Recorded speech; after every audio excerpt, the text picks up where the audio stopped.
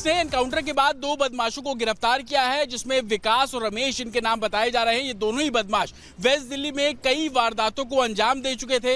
आज सुबह दिल्ली पुलिस को जानकारी मिली कि विकास और रमेश एक और वारदात को अंजाम देने के लिए वेस्ट दिल्ली के ख्याला इलाके में पहुंचने वाले हैं। दिल्ली पुलिस ने ट्रैप लगाया। सुबह तकरीबन 8:30 बजे दिल्ली पुलिस ने एनकाउंटर के बाद इन दोनों ही बदमाशों को गिरफ्तार कर लिया है। हालांकि रिपब्लिक भारत के पास वो सीसीटीवी फुटेज भी है जिसमें कितनी बेरहमी से ये महिलाओं के साथ स्नैचिंग की वारदात को अंजाम देते थे, हाथ में वेपन्स का इस्तेमाल करते थे, एक बाइक पर घुमा करते थे और एक नहीं बल्कि कई ऐसी वारदातों को ये पिछले दिनों अंजाम दे चुके हैं। हालांकि दिल्ली पुलिस की कई टीमें इन दोनों को ढूंढने में लगी हुई थी। आज सुबह जब ख्याला इलाके में इनके पहुंचने की जानकारी मिली तो दिल्ली पुलिस ने इन दोनों ही बदमाशों को रोकने की कोशिश की, ये रुके नहीं, जिसके बाद जवाबी कार्रवाई करते हुए फायरिंग भी दिल्ली पुलिस द्वारा की गई। दोनों ही बदमाशों के पैर पर गोली लगी है। अब इन दोनों से पूछताछ की जा रही है और तमाम सीसीटीवी फुटेज के आधार पर दिल्ली पुलिस का कहना है कि दोनों की गिरफ्तारी के बाद जिन जिन लोगों के साथ इन्होंने स्नैचिंग की है और किस किस इलाके में ये लोग इस तरीके की वारदातों को अंजाम दे चुके हैं,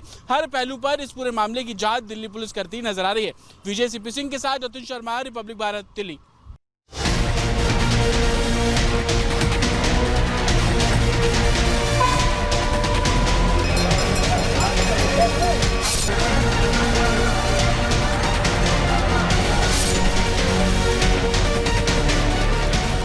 तो पहले धोखा और अब माफी, क्या इतना होगा काफी? हम बात कर रहे हैं तिरुपति माला में प्रसाद के साथ महापाप की, जिसमें अब बारी है प्रायश्चित की। आंध्र प्रदेश के पूर्व मुख्यमंत्री जगन मोहन रेड्डी की ओर से यह बड़ा ऐलान किया गया है। उनकी ओर से कहा गया कि दरअसल वो प्रायश्चित करेंगे। उन पर आरोप है कि उनकी ही सरकार में हिंदुओं की आस्था के साथ खिलवाड़ किया गया, लेकिन अब उनकी ओर से इस पाप की प्रायश्चित के तौर पर अनुष्ठान करने का दांव चला जा रहा है। रिपोर्ट दिखाते हैं आपको।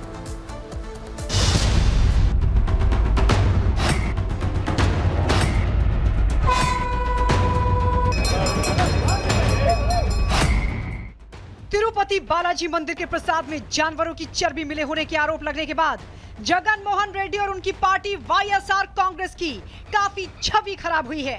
हालांकि अब अपनी छवि बनाने के लिए और भगवान से माफी मांगने के लिए पूर्व सीएम जगन मोहन रेड्डी ने नया दाव एक बड़ी एस्टैब्लिश्ड बात है कि आप जो है अपने दोस्त तो चेंज कर सकते हैं, अपना नेबर नहीं चेंज कर सकते हैं।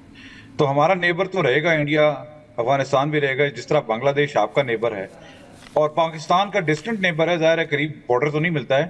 तो अगर हम सारे आपस में एक दूसरे के साथ दोस्ती और भाईचारे की तरफ चलें तो आपको इसमें तकलीफ क्यों है? आपका दिल है कि लड़ाई जारी रहे तो ज़्यादा बेहतर रहेगा। लड़ाई बेहतर है या भाईचारा बेहतर है? चाहे वो इंडिया बांग्लादेश के दरमियान में हो या पाकिस्तान बांग्लादेश के दरमियान में हो। ना बांग्लादेश पाकिस्तान का हिस्सा दोबारा बन रहा है, वो एक हिस्टोरिकल इवेंट था, वो हो चुका।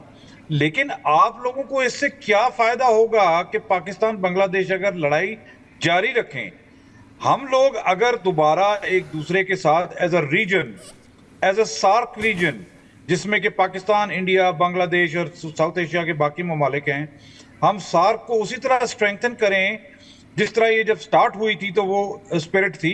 तो I think this region can create wonders in this entire Asian continent and overall in the world. Why don't we look at it like this? ठीक है, कर्नल शैलेंद्र, मैं आपके पास लौटूंगी, लेकिन रवि सचदेवा जी जो ये कह रहे हैं कि वहां का मुल्क ये चाहता है, लोग ये चाहते हैं, लेकिन नौजवान जो वहां के हैं वो ये तो उनकी पोल खोल रहे हैं कि वहां के नौजवानों के मन में क्या चल रहा है। इस बीच बड़ी बात दरअसल ये कि क्या ये जो नई मैत्री है ये रणनीति है भारत विरोध की और एकजुटता एक तरीके से?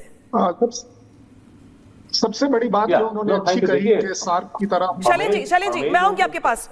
रॉबिन जी से सवाल था मेरा, मैं आऊंगी आपके पास एक एक करके। हमारे पाकिस्तानी कोलिंग जो बात कर रहे हैं, हम सब भी वो समझते हैं, हम सब भी ये चाहते हैं, खुशहाली चाहते हैं पूरे सब कॉन्टिनेंट में।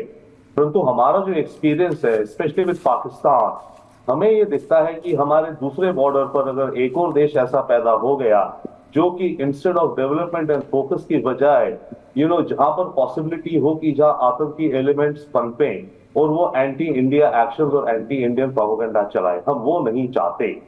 बांग्लादेश की बढ़ती हुई दोस्ती विद पाकिस्तान तो ये इंडिकेट करती है ना फिलहाल की एक तरह का एक्सेस बनाया जा रहा है, क्योंकि इसमें जो बातें हो रही है पाकिस्तान और बांग्लादेश में क्या सिनर्जी है, क्या इनकी ट्रेडिंग की पॉसिबिलिटी है, क्या इकोनॉमी है, क्या फाइनेंस है, पाकिस्तान क्या बांग्लादेश की मदद करेगा, मुझे बताइए।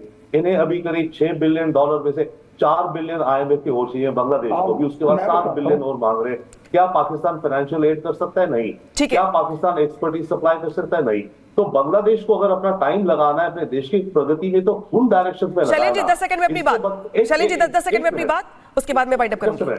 एंड इंस्टेड ऑफ दैट, अगर सर मैं सिर्फ ये कह रहा था कि अगर आप सार्क को स्ट्रांग बनाना चाहते हैं, और क्यों नहीं बन पा रहा, ये जो आपके पड़ोस में पंडित जी बैठे हैं ना, इरशाद अहमद जी, ये जो पॉलिटिशियन जो है चीजों को कभी भी ठीक नहीं होने देगा अपने चंद सिक्कों को चलाने के लिए। मेरे कंप्लेंट इरशाद साहब आपसे नहीं है as a political party, otherwise आप ही बताइए। आप एक तरफ कह रहे हैं कि वो कंट्री आपके तरफ वापस आना चाहता है, आपके साथ वो मिलाप करना चाहता है, विलय करना चाहता है।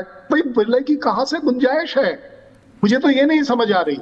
सबसे बड़ी बात अगर करनी है तो मुझे लगता है पाकिस्तान को पहले ये डिसाइड करना पड़ेगा कि क्या हम खुद अपनी टेररिज्म रोक पाएंगे, एरिया के अंदर शांति लाने की कोशिश के जरिए अपनी कंट्री में सबसे पहले शांति ले आएंगे। ठीक है, और यही वजह है कि जो सवाल है वो खड़े हो रहे हैं कि आखिर ये जो नई दोस्ती है इसके जरिए क्या भारत विरोध की रणनीति जो है वो यहाँ पे तैयार करवाई जा रही है। शुक्रिया आप सभी का जुड़ने के लिए, बातचीत करने के लिए। और इसी के साथ सवाल दरअसल छोड़े जा रहे हैं आपके पास कि जो तस्वीर निकल के आई है न्यूयॉर्क में नवाज शरीफ की और मोहम्मद यूनुस की मुलाकात की, इस मुलाकात के मायने क्या है और जो उसका असर है वो अगले दौर में भारत में क्या कुछ पड़ने वाला है, इस पर भी हमारी नजर रहेगी। फिलहाल खबरें लगातार जारी है, देखते रहिए रिपब्लिक भारत।